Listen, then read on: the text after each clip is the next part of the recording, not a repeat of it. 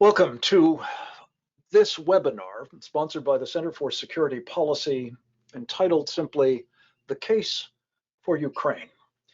My name is Frank Gaffney. I'm the executive chairman of the center and very proud to be the moderator of this program with an extremely distinguished panel of experts and policy practitioners as well, and a number of different cases, Russia, as well as in the United States. We're going to be speaking with Andrei Eleonarov, and he is a former chief economist to, among others, Vladimir Putin in the Kremlin. He served in that capacity for some 5 years. He is now a free man, and we're going to be very interested in his insights into Putin and the Russian regime and its ambitions. We're going to be joined next by General Philip Breedlove. He was, among many other things, in the course of a very distinguished career in the United States Air Force, the four-star general commanding all U.S. forces in Europe, as well as the Supreme Allied Commander Europe. And we are excited to have him with us to shed light on the military equation on this continent of Europe and the implications of this war for both NATO and us, as well as, of course, the Ukrainians.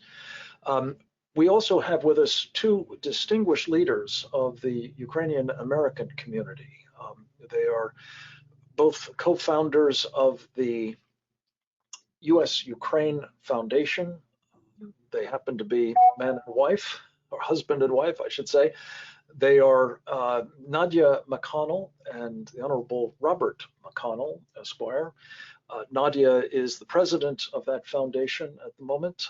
Robert is, again, a co-founder of it and has the distinction as well as being the co-founder of the Friends of Ukraine. In a previous life, back when we were both in the Reagan administration, he was an assistant attorney general of the United States.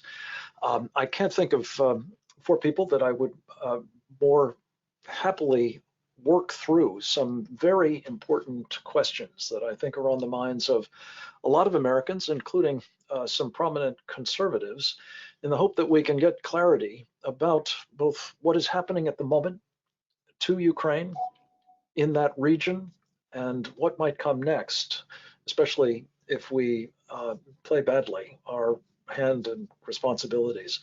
We're going to start with Andrei because I think you have some insights into Vladimir Putin's war aims in Ukraine. Andrei, tell us about the the fixation that Putin has with that nation, which he obviously thinks of as not a nation at all, but simply a part of a greater Russia. What is he trying to accomplish with this invasion? Good afternoon, everybody. I'm very honored to be at this panel. Let me try to answer this question that has been in the center of the discussion over the last 2.5 months, but certainly for those who are following this event for a much longer period of time. First point is the working title for this war.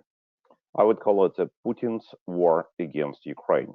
Certainly we can hear, and some people do use other titles like Russo-Ukrainian war, Russian-Ukrainian war. It also can be used as well, but this particular war has a very clear stamp of personal participation and personal involvement of Putin himself in preparation, organization, and implementation of this war.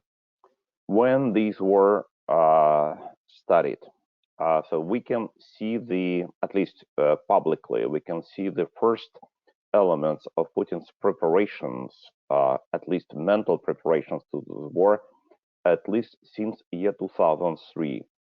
In year 2003, on September 29th, Russians started to make this crisis around the Tuzla Strip in the Strait of Kerch. And it was generally understood as the first attempt of the annexation of the Ukrainian territory.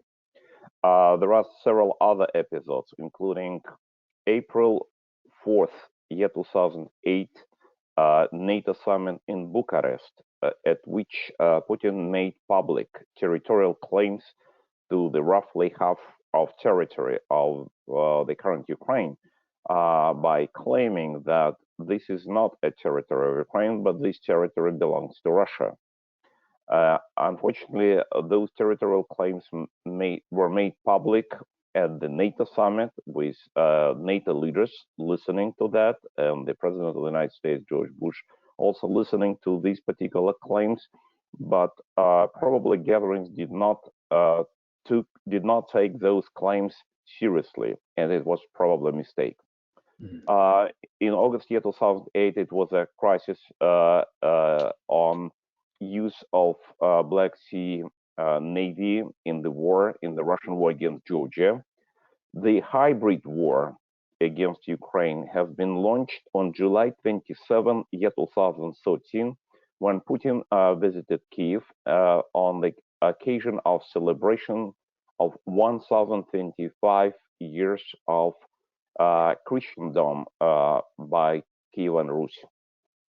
The conventional war has been launched by Putin on February 20th, year 2014. So we're now, according to any definition of war, in the more than 8 years military conflict war that Putin launched against Ukraine.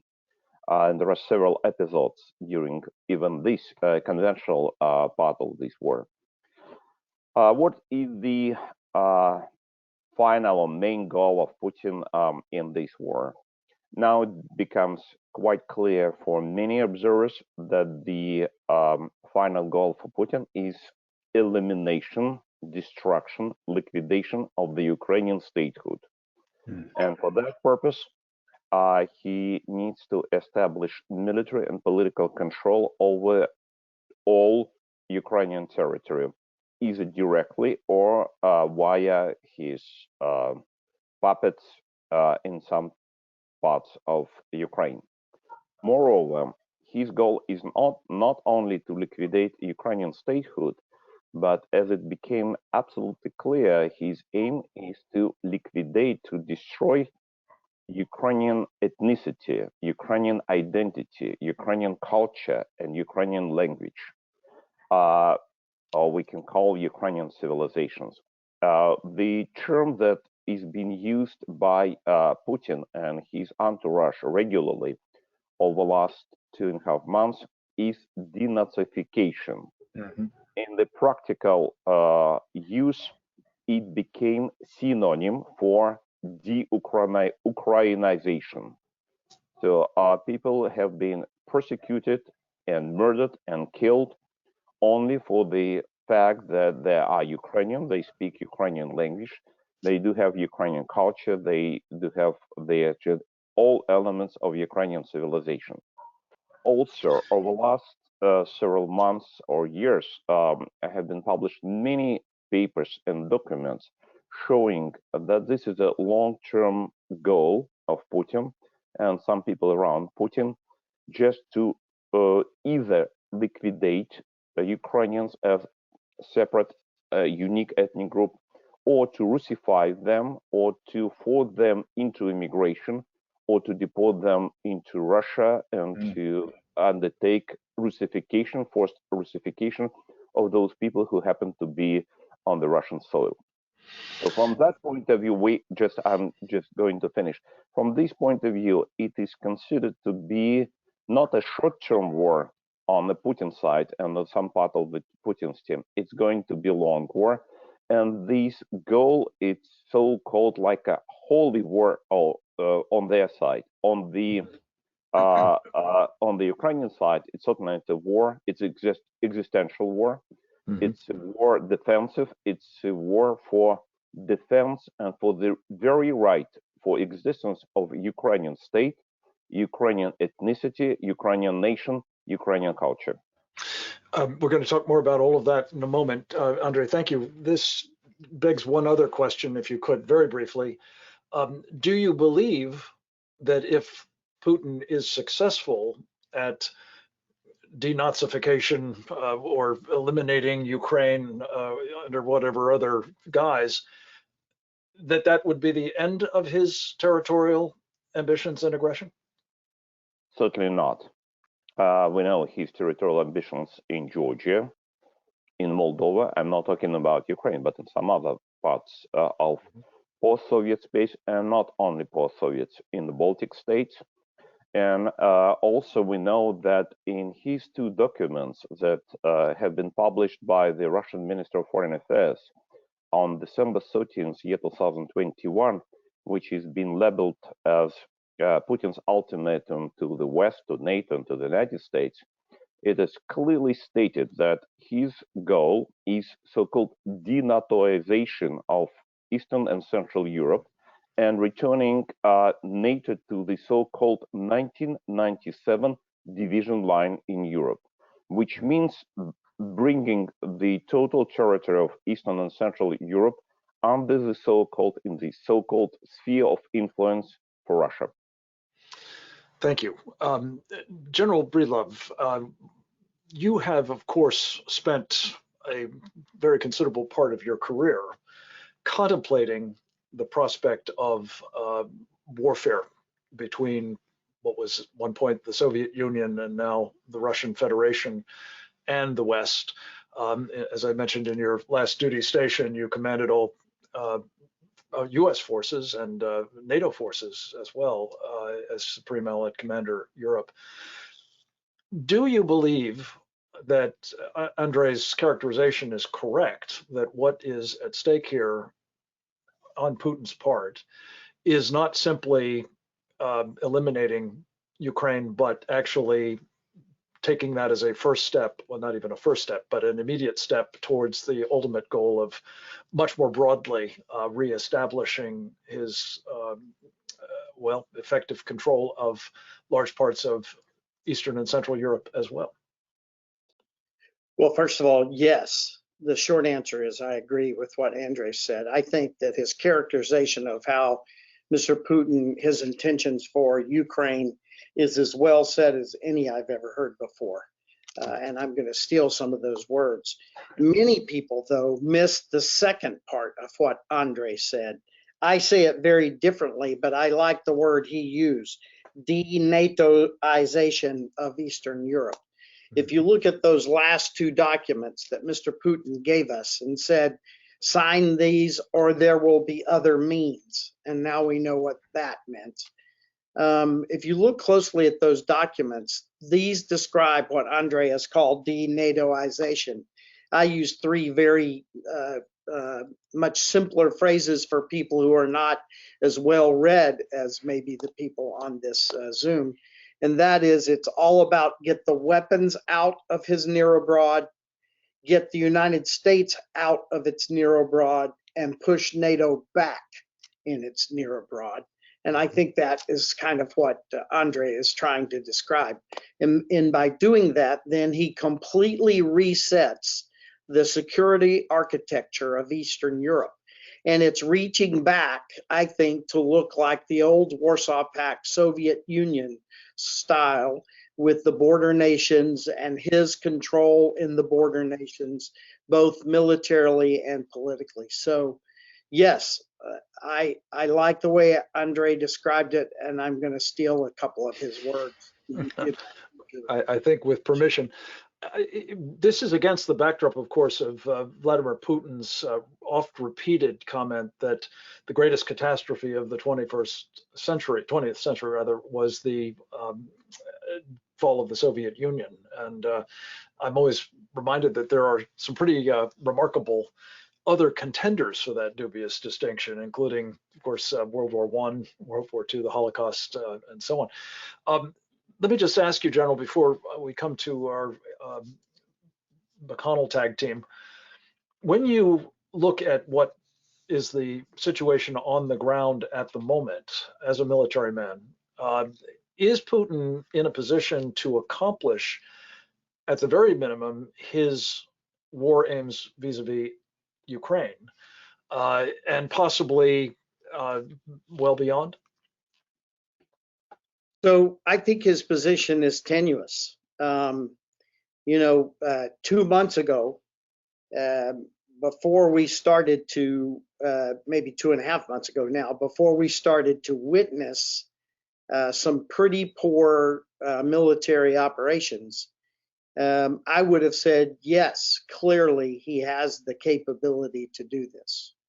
What we've seen now is that the force, I think, has been hollowed out a bit by some really, really poor management, and honestly, probably some profiteering based on selling of equipment, et cetera, because the equipment that it's arriving at the front lines, a lot of it is not fit for purpose because major components have been removed and ostensibly sold for money, et cetera.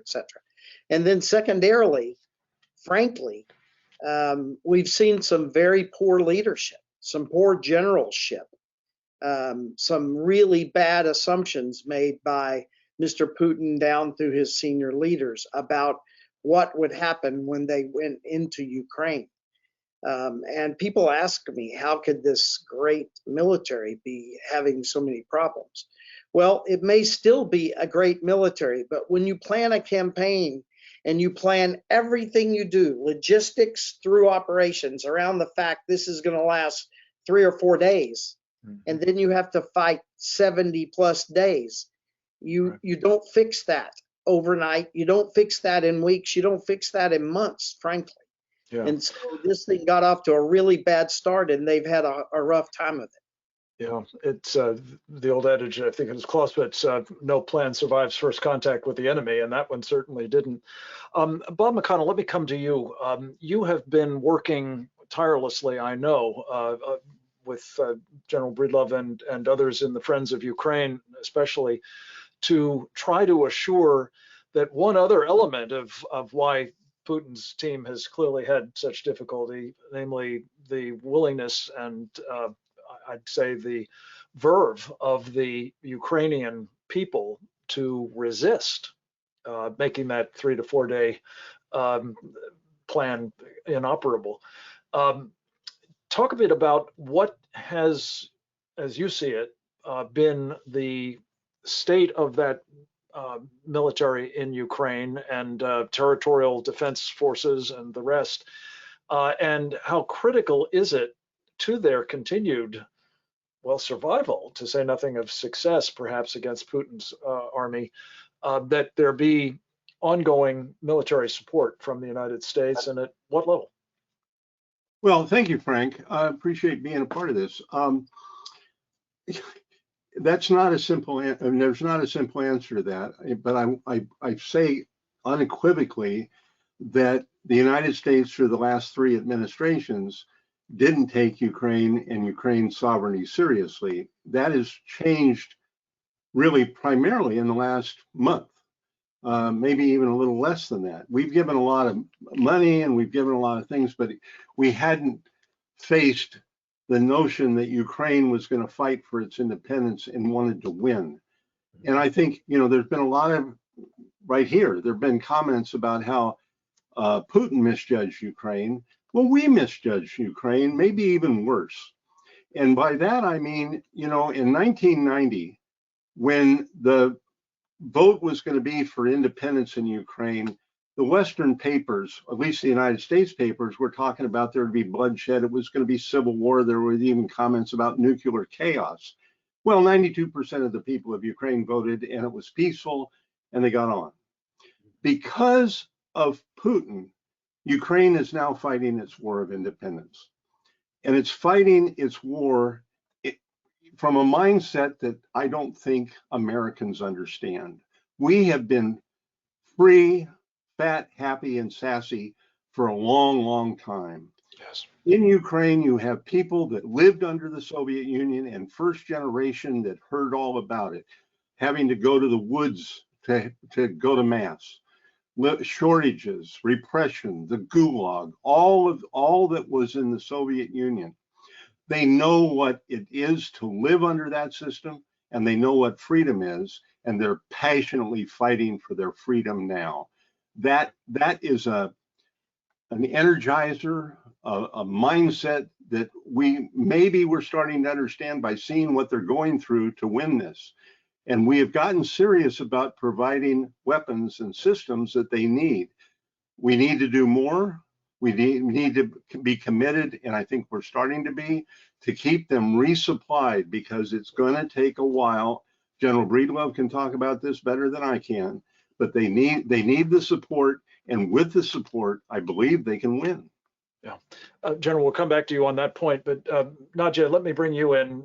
You have been particularly engaged, I know, in the humanitarian side of the effort to support the people of Ukraine. We've all seen the videos and photographs of the horrible predations of this Russian invasion for the civilian population, among others, the outward migration, as well as what's happened to the people who have stayed. Give us a sense of the magnitude of that problem and what is, in your estimation, required to try to prevent it from becoming ultimately the thing that takes down Ukraine, this horrible, even genocidal attack on the people there. Wow, Frank. I don't think any of us can really appreciate the magnitude of what is ahead in trying to help Ukraine at whatever point rebuild itself. And the challenge would be also to sustain the interest and to help Ukraine do that. But I want to go back to a little bit of what the discussion has been and just underscore a few things. You know, we've been, many of us have talked about this war is not just about Ukraine. And it isn't just about Ukraine's geopolitical position, geography and all that. It is a war that Putin has been waging against the West for a very long time. And many people just were not willing to confront that. Robert mentioned, you know, previous administrations. I think finally the world is seeing that there is evil in the world. And Putin has done a great favor to expose himself completely about his intentions. You know, they make these intentions and we all thought we slough it off. We, you know, oh, you know, when they planted the flag in the Arctic Ocean, you know, oh, that, you know, like it's kind of clever.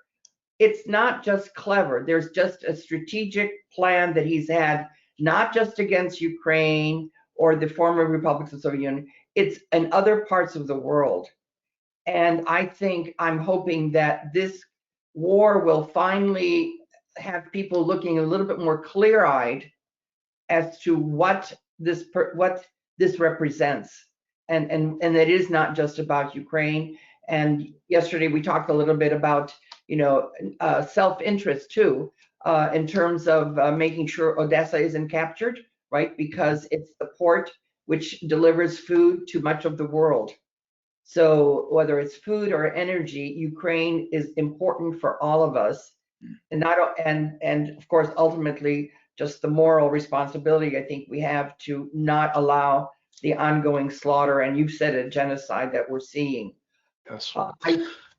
The humanitarian crisis is going to be with us for decades. Yeah, well, and the reconstruction and all the rest of it. I mean, this is on a scale that we really haven't seen since the end of the Second World War. Andrei, let me just turn to you, if I may, one more time. The mindset of Putin. There are those who claim that he is ill, that he is insane, that these are the kinds of things that only somebody who is seriously out of his mind, I guess you might say, would, endeavor to do. Talk a little bit about that, if you would, and the extent to which it is a serious problem for the calculations that we have to make about how to proceed. I would suggest to have a very clear distinction between Putin's goals and Putin's policy and implementations of his policy. In terms of the goals, certainly many people would agree that just to try to liquidate statehood of your neighboring countries, and actually one of the closest nation to Russians, it could be absolutely insane idea. The idea to just to Russify 45 million of Ukrainians, it's completely crazy idea. And the idea is just to destroy culture and civilization and language of very developed, very great civilization. It's absolutely outrageous idea. And from this point of view, yes, I would agree. It looks like it's quite insane. But if we look into his actions and his policy, it is very rational. It is very calculated. He is using all possible resources to just to implement this outrageous and kind of human hatred policy into the machine of horror, machine of murder of unseen scale from the Second World War in the center of Europe. So that is why I would put it in two different categories. His goals, which from my point of view should not find any place in the civilized world.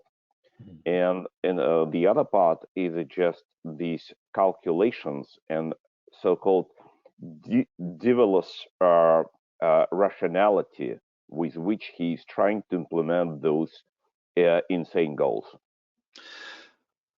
Could you speak quickly to a related question, which is to what extent do the Russian people support the policies such as they understand them, such as they have been given any basis upon which to judge them, really, by a controlled sort of propaganda operation inside the Kremlin? But would you say, especially if Putin is ill or Putin is likely to be toppled by somebody else, that there's a prospect that this will end the current attack on Ukraine and alleviate the kind of suffering of its people and the threat that is now being posed to the rest of Europe, perhaps? We need to keep in mind that we are dealing with totalitarian regime in Russia. And one of the features, I'm sorry.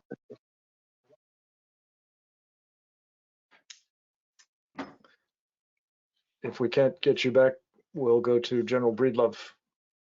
I'm sorry. Just, there you are. Yes, I'm sorry. Go ahead. Yes. So we are dealing with totalitarian society, with a society that is under control of totalitarian regime, in which the most important element is the propaganda machine that is unbelievably successful in brainwashing of millions of people. And that is why it's something similar that we had in history, back in history in Nazi Germany or in Stalin's USSR. And certainly we cannot trust fully to all the sociological polls for Russian populations, because it's rather hard to get the correct results from the totalitarian society.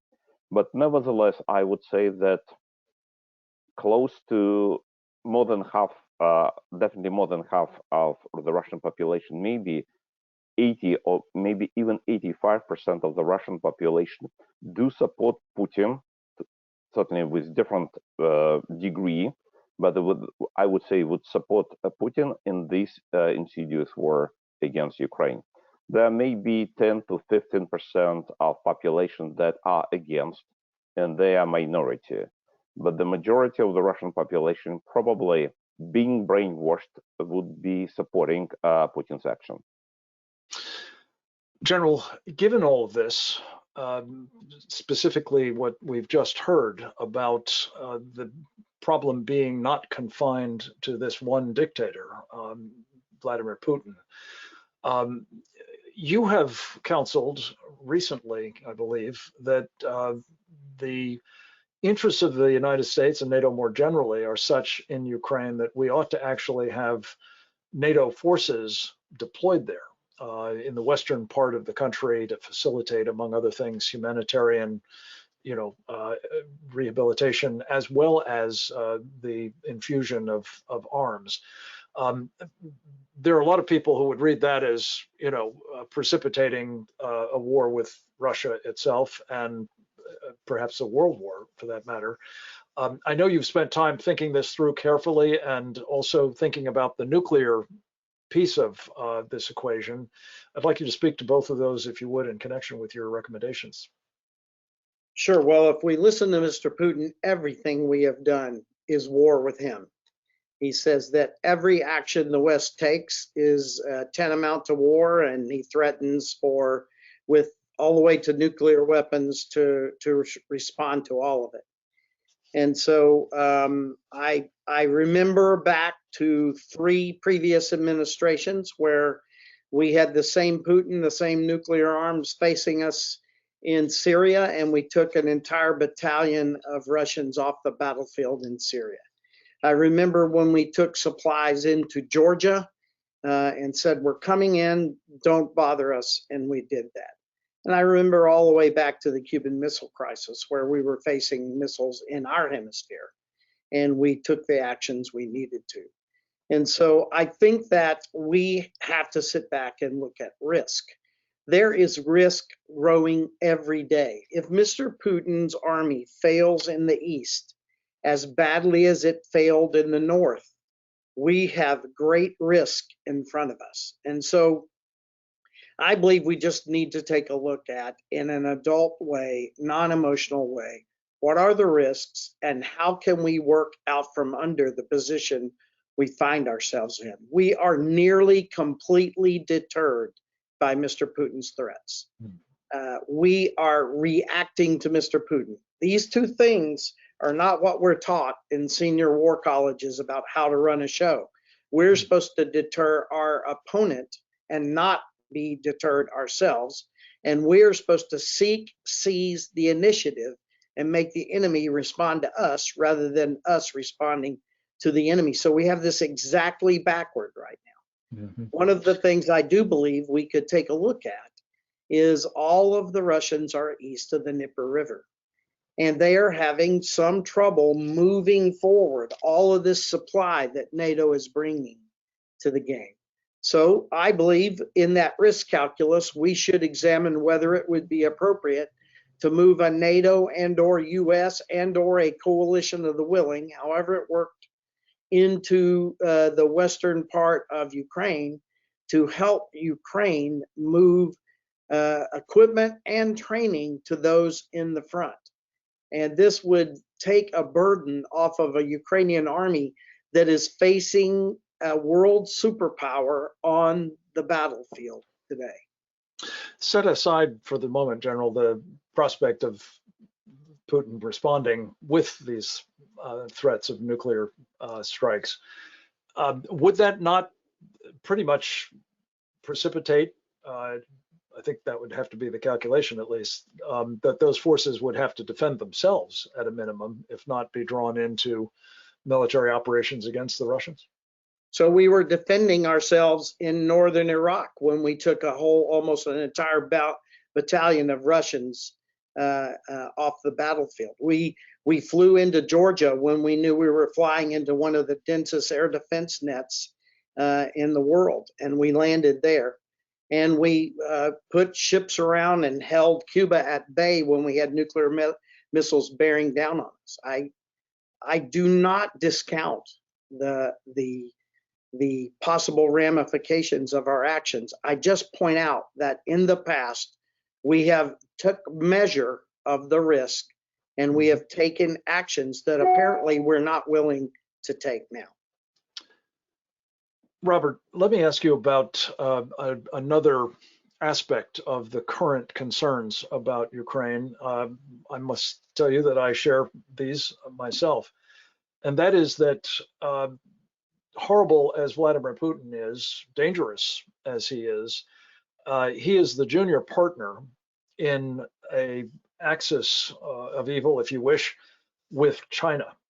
And China is also making clear its desire, its intentions to engage in territorial aggression most obviously against Taiwan, but perhaps others as well.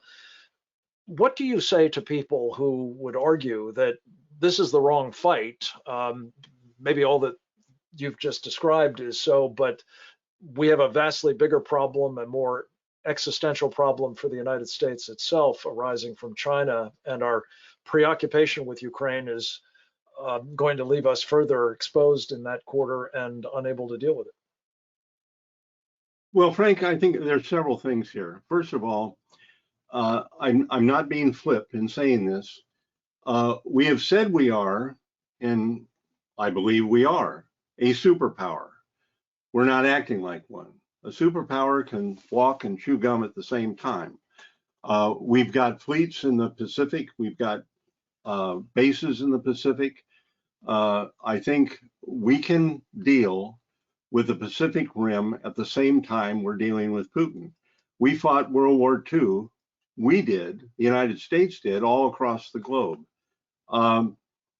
And I think the Chinese are taking a measure of us. Are we going to let, if we see that by helping Ukraine defeat Russia, they're going to see us serious. If we start acting like a superpower, they're going to consider us a superpower. If we're a reluctant superpower, they're going to see that as well. And like I say, I'm not saying this flippantly. We talked about, you and I talked about this before. We have been operating, we, the United States, as a peacetime country in how we've handled our military. General Breedlove can say a lot more about this. But when the Pentagon brought in the defense contractors a couple of weeks ago and essentially said, you know, get those manufacturing lines back in gear, that wasn't just to supply Ukraine. That was to rebuild our capabilities that we are giving across the globe and getting back to being a well-armed superpower. This is a dangerous world. And American interests are not just moral, they're a lot more than that across the globe. And we need to start acting like a superpower. Yeah. Nadia, let me ask you a question back on the people side of this, the people of Ukraine. I know that in places like Mariupol, notably, to varying degrees, other parts of Ukraine, the circumstances are really desperate. One piece of this that does not seem to be getting much attention, though, and I would ask you to illuminate it if you would, is something that I think Andrei alluded to in his opening comment, that Putin has been taking Ukrainians forcibly into Russia. And I'm told they're being placed in concentration camps where perhaps they're being, prepared to be good Russians, but at the point of probably pretty painful brainwashing, I would guess.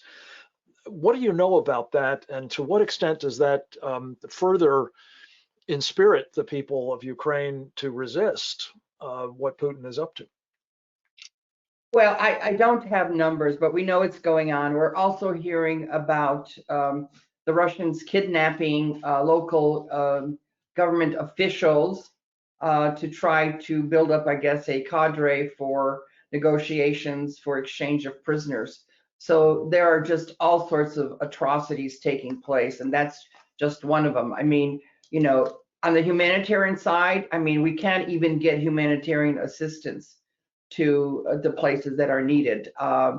So this is something that the world really needs to take note and take action and not allow this to happen as it has been happening for many, many years. May I just say something about the China issue?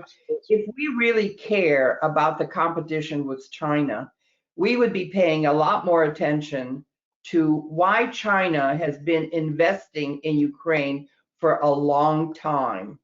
We've been engaged in several economic sectors like biotech and the other, and we know that the Chinese are draining some of the best talent from Ukraine.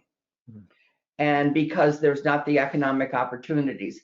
We also know in terms of some of the military, and again, I should let the military people comment, but there are assets in Ukraine whether it's the airplane, the Antonov, that are strategic, and the Russians have come in and either taken them. When they entered Ukraine in 14 and 15, they literally dismantled factories that were building certain strategic weaponry, like the, I think it was Kolchuga, I may not remember, dismantling them, taking them to Russia and reconstructing them. So you talk about what the Russians are doing, stealing in Ukraine, but the Chinese have been there for a very long time, and we're not paying attention.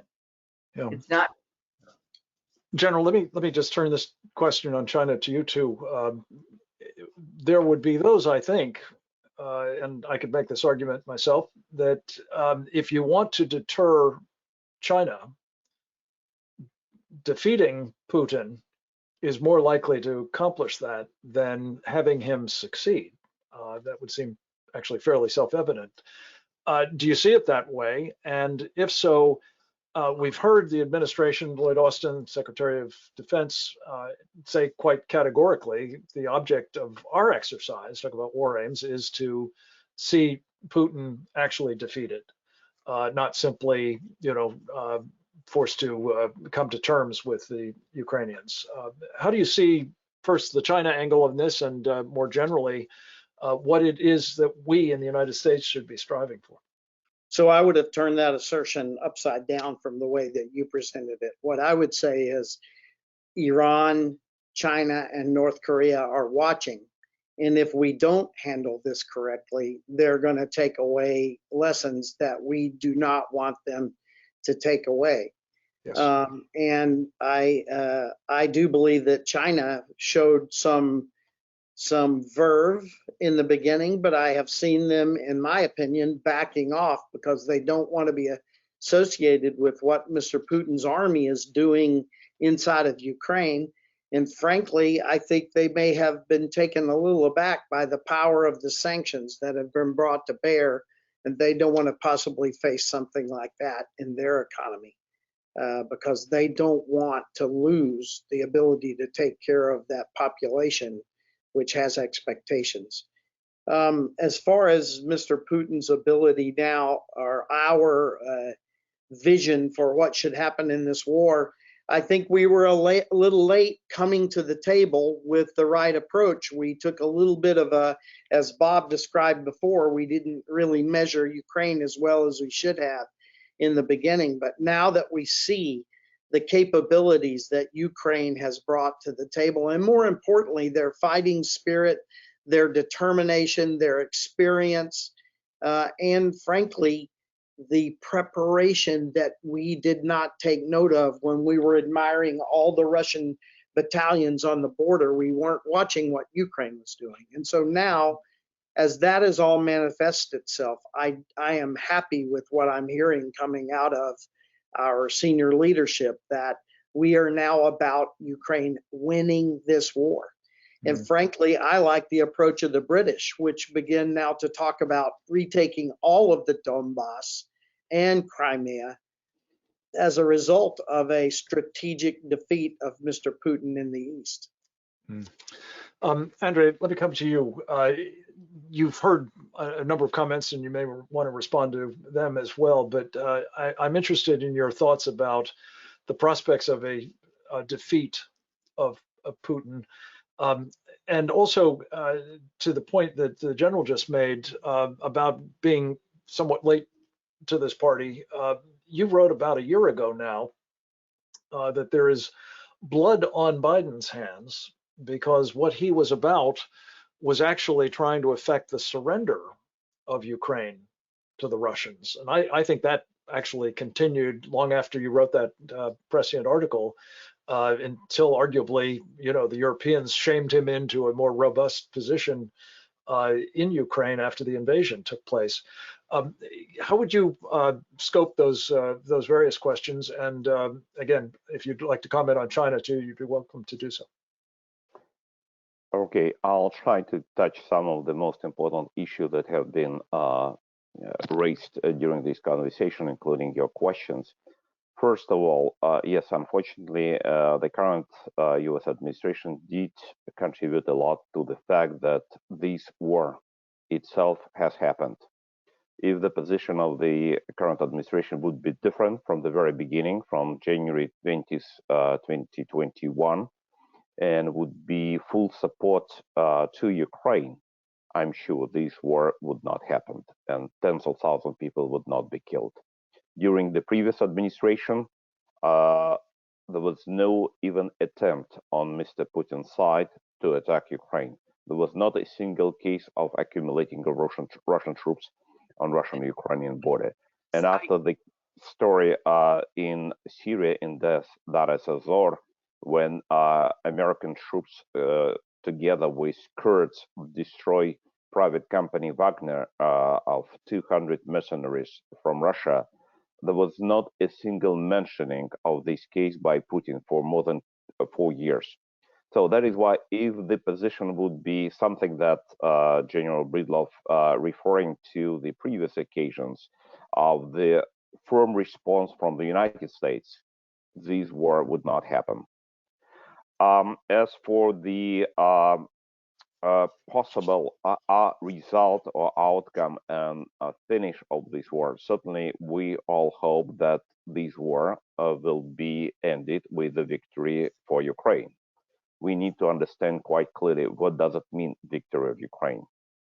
Certainly, it could be discussion about the particular territorial arrangement, whether it will be line of February 24th, year 2022, as President Zelensky has mentioned several times, or it would be year 2014, internationally recognized borders.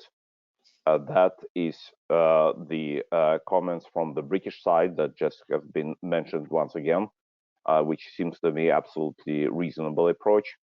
But we also need to think about the long-term security guarantees for Ukraine. This is even more important than territorial arrangements, because we understand that as long as Mr. Putin has the same plans and same goals versus Ukraine, he would attack again.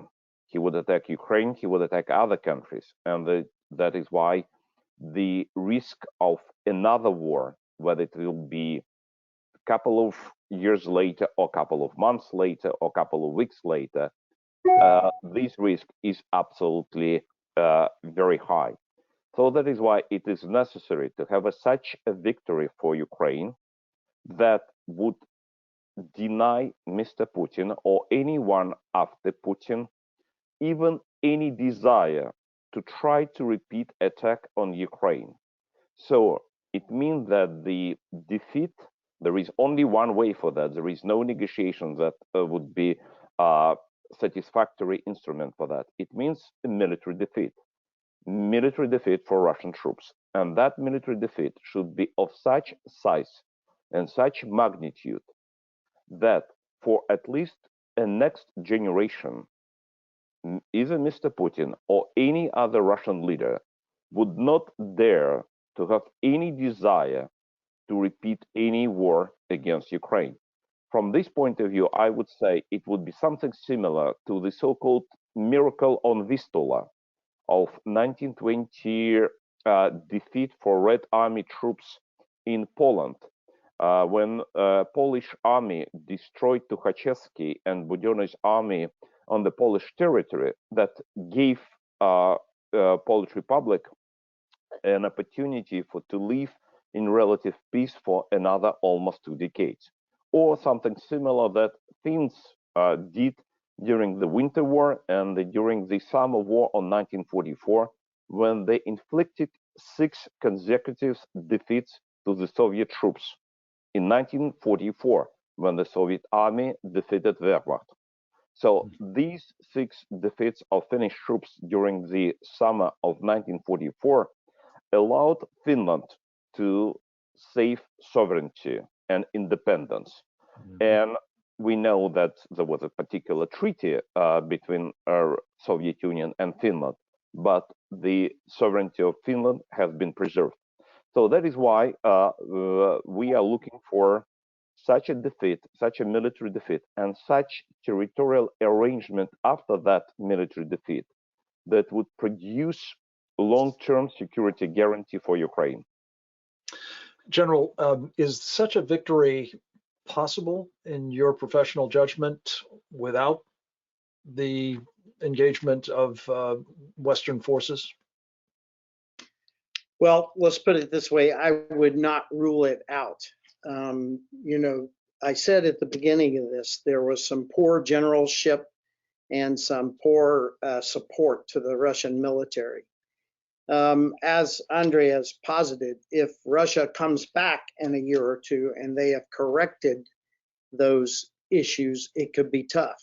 But under the current construct that we see in Ukraine, if the West is able to do what it has to do, get the right equipment to the right place at the right time, and enable the Ukrainian military, I believe the Ukrainian military can hand another defeat to Russia in the East.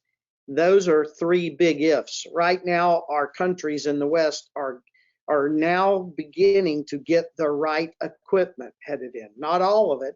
We still haven't given them coastal defense cruise missiles. We still haven't given them the medium and high altitude air defenses that they need.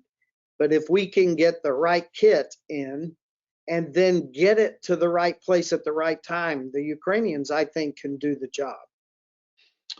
Well, that's very encouraging indeed.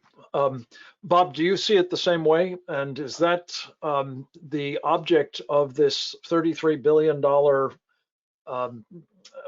supplemental aid package that the president is seeking? And are you comfortable with the size of that and the impact that it may have on other things that we also have to attend to, some of which we've been discussing here today? Well, Frank, it's hard to know exactly. I mean, I've gone through this supplemental. It's a lot of money, obviously. It is. But if I'm reading it correctly, we need to realize that part of that money is to backfill what we've already given, so that we have our capabilities where they need to be. It's a lot of money, but it's not. It's 20 billion for military. Mm-hmm. There's reconstruction. There's humanitarian. There's money. I can't remember if it's $1 billion for American agriculture to step up to try and fill the need that's going to be gone because of what Ukraine is not going to be able to produce this year. I do, but I want to go to a couple of things that Phil said. We need to, and this isn't specifically in the supplemental, but we need to get past the red line that we constructed for ourselves for reasons I don't understand, to get military aircraft to Ukraine. I mean, we blocked MiG-29s coming from Poland. There are countries that have what Ukraine needs right now, and that there's negotiations. I mean, there's things going on. The U.S. is trying now to get other people to give them what they need, but we need to be training on more modern weapons as well. And there's, I think, General Breedlove can correct me, A-10s that are in Europe. There are Ukrainians that know how to fly A-10s. Get some in there. And the coastal defense, I mean, with the Friends of Ukraine network have been talking about aircraft and training and coastal defense now for 3 years. What the hang up is, I really don't know. But the money's going to be there. I mean, it's expensive, and I'm a conservative. I mean, I choke over some of those numbers. But this is a war we need to have Ukraine win for us. Putin is not going to stop until he is stopped. And his being stopped will make a major difference in the economies of the world, in the geopolitical structures of the world, and it will mean a great deal in the Pacific Rim if he is stopped by Ukraine. General, I want to come back to you on that point too, if I may, but Nadja, before we do, your husband has just talked about a very substantial slug of that 33 billion going for humanitarian assistance. You've talked about it being very difficult to get humanitarian assistance into Ukraine at this point. Can that money usefully be spent at this juncture? And if not, would you argue that it should nonetheless be allocated? Well, Frank, you and I first met and tussled when you were on the Armed Services Committee and I was working for FEMA, trying to get money out of your committee for disasters, well, and other things. But civil defense. Well, yes, okay. So the thing about yes, I think we can spend the money wisely. I think part of it is how we approach our delivery of assistance, and that's an age-old problem. But I want to say that it's important money to spend because Ukraine cannot win, we cannot win unless Ukraine also builds up its economic security and deals with the humanitarian crisis. That is very much part of Ukraine succeeding and us succeeding. And so we need to pay careful attention to that part of our assistance to Ukraine. And we're going to try to do our best to make sure we're working with organization Ukrainians on the ground that are already doing things and have been doing things. So it's yes, the money is needed and we can spend it well, but we have to pay attention. Thank you. Could I have a word on military? Yes, Andre, go ahead, please. Yes, just concerning the U.S. military aid to Ukraine. As of today, from February 24th, the United States gave weapons and military aid altogether for $3.7 billion US. Is it enough? Not enough? How much is it? Just let's compare with the amount that United States spent in Afghanistan during the Afghanistan war over the last 20 years. On average, annually, those expenditures were more than $100 billion US. So that is why this 3.7 billion is less than 4% of what the United States spent in Afghanistan. And we do understand that Taliban's fighters did not have any heavy equipment, any heavy weapons, no jets, no artillery, no tanks, nothing. They had only some kind of guns. Now, Ukraine is dealing with the second strongest army in the world. And General Brilov just mentioned great army, at least great in terms of power, in terms of resources that is available to that. So just compare that now we're dealing with much more formidable enemy. Yes. And the total expenditure is incomparably smaller compared to what we had in Afghanistan.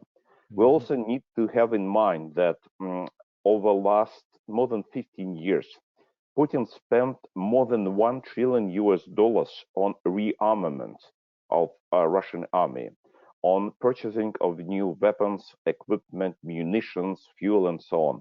More than $1 trillion US.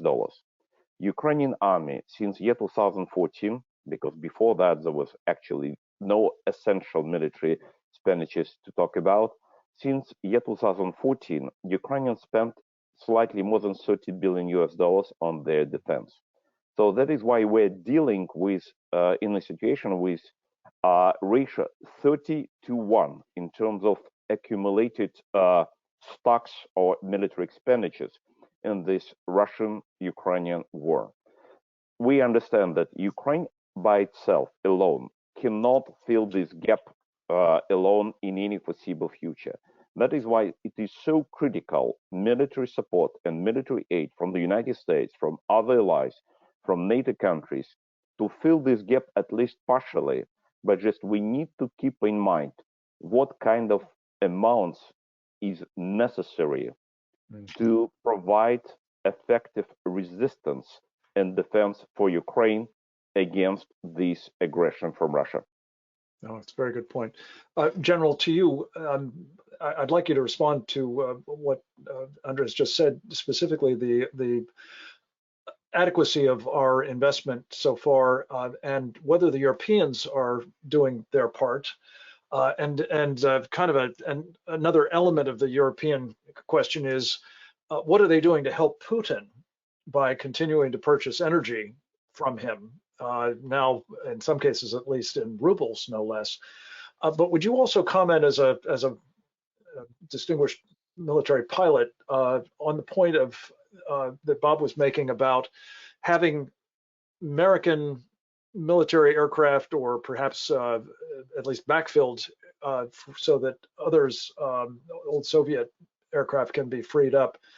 How critical is it, in your estimation, that Ukraine have those aircraft available to them in the air over Ukraine, and can they in fact operate them? Not just the piloting piece, but the maintenance and landing strips and all the infrastructure that goes into supporting air power these days.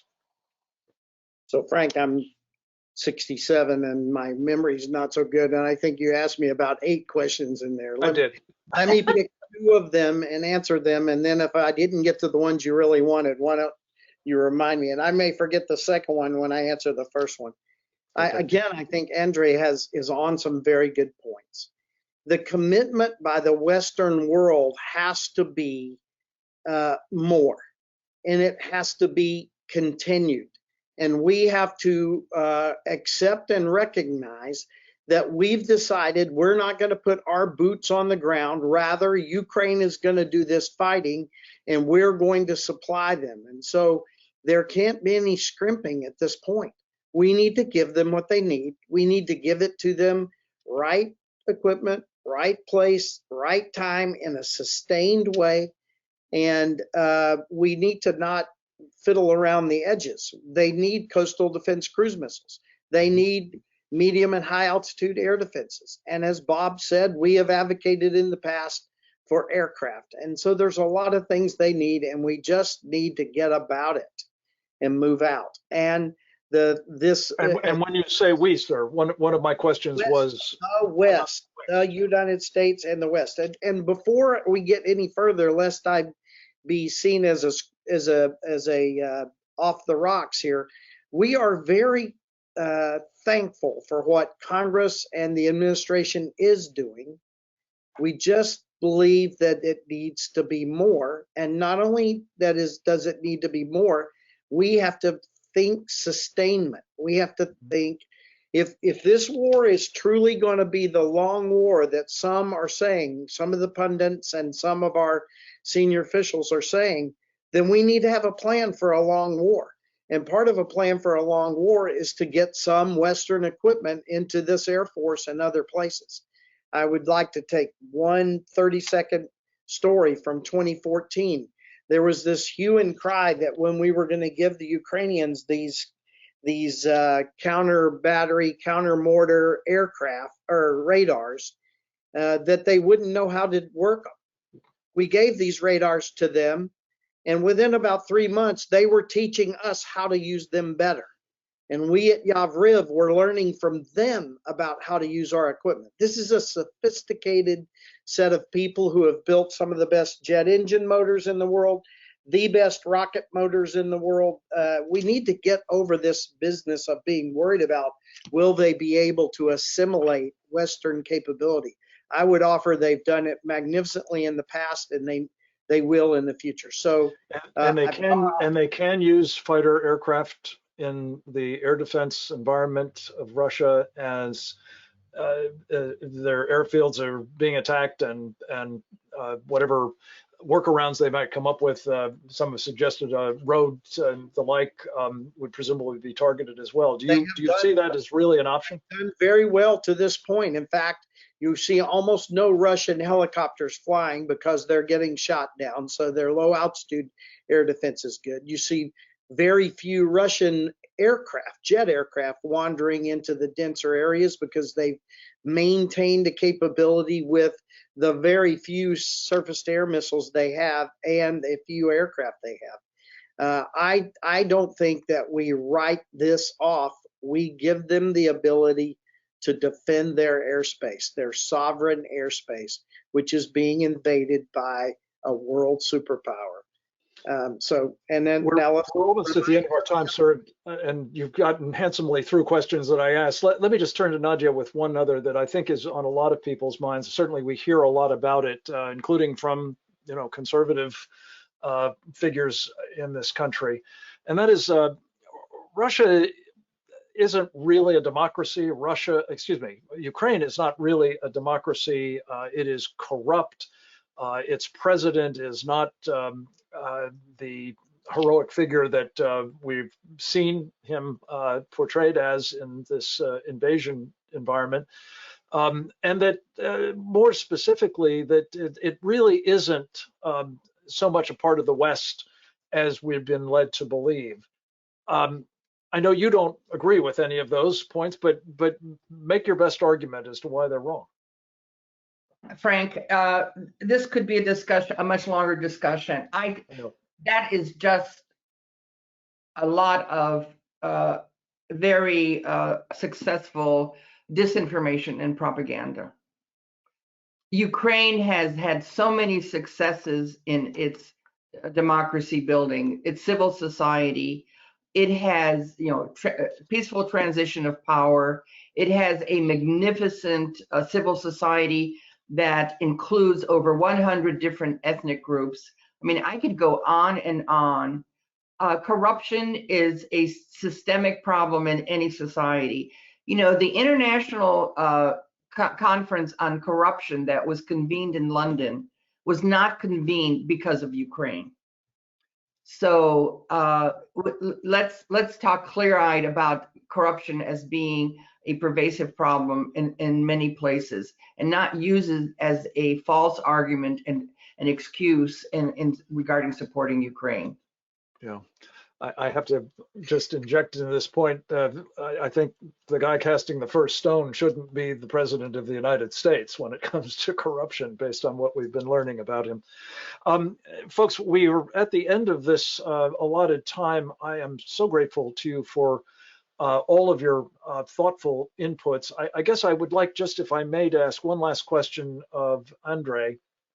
You among us, and I think frankly among most of the Western world, are unique in that you have actually dealt with on a regular and sustained basis, obviously not entirely as an admirer, but nonetheless know better than any of us by far Vladimir Putin.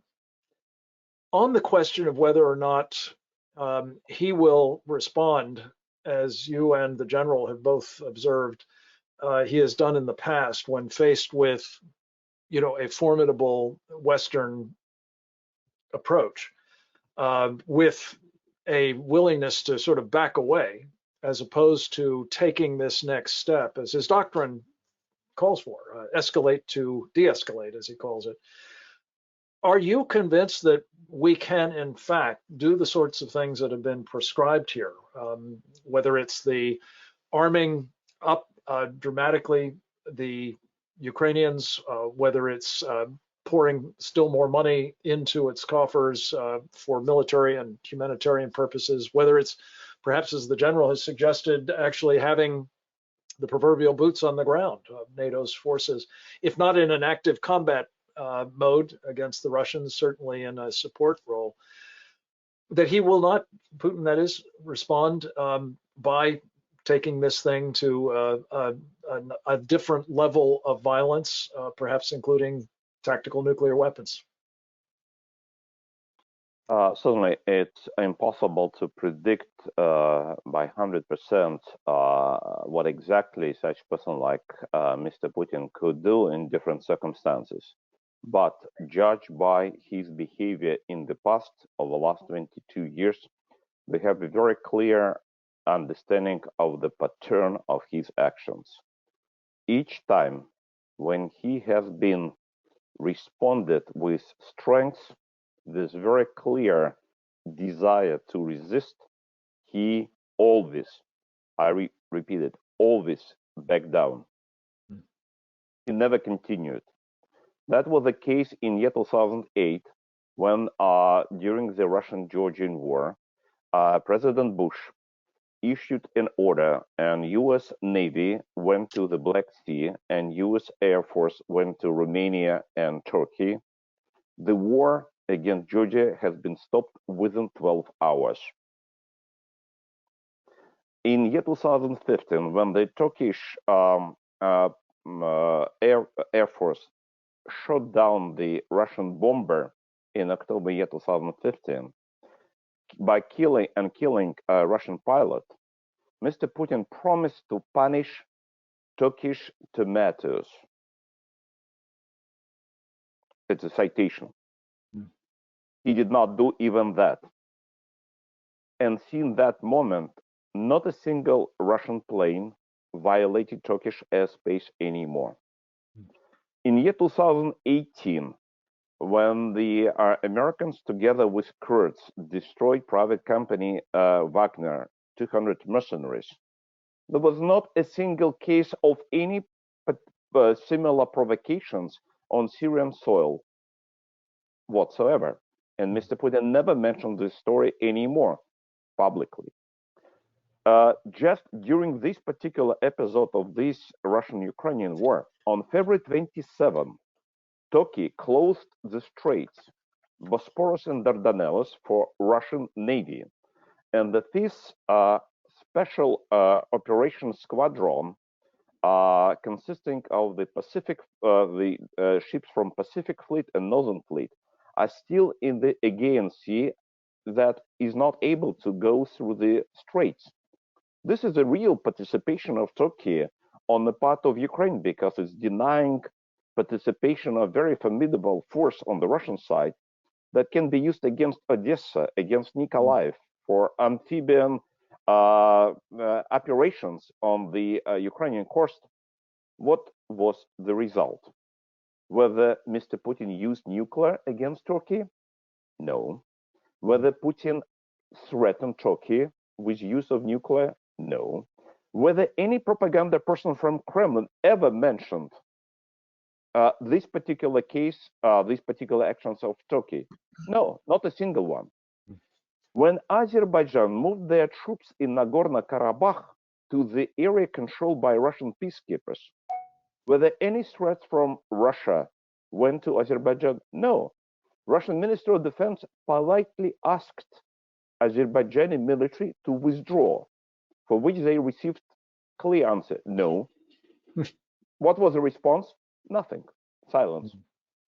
So Mr. Putin is using his threats only against those who is scared of those threats. Mr. Biden is scared, and that is why he is easy and very comfortable target to use threats against him. As soon as anyone, like President Bush or President Trump or President Erdogan of Turkey or President Aliyev of Azerbaijan are not scared of those threats, Putin has no sense to use those threats or those bluffs against any of them. As soon as Western leaders, and first of all the United States presidents, stopped to be scared of Putin, that would be the beginning of the end for Mr. Putin. Andrei, we have to leave it at that. Thank you very much for those insights. And indeed, thanks to all of you, Andrei Elarinov, General Philip Breedlove, Nadia, and Robert McConnell. This has been an extraordinarily interesting and I think informative conversation. We appreciate your time today, and I hope that we'll have a chance to visit with each of you again in the very near future for updates on these prognoses and the recommendations in particular as to what America must do now, not just to make the case for Ukraine, but to ensure its survival. Thank you to all of you for joining us for this webinar. We will be back with more of these in the very near future. Thanks for support as well to the Center for Security Policy at securefreedom.org. Thank you, Frank. Thank you.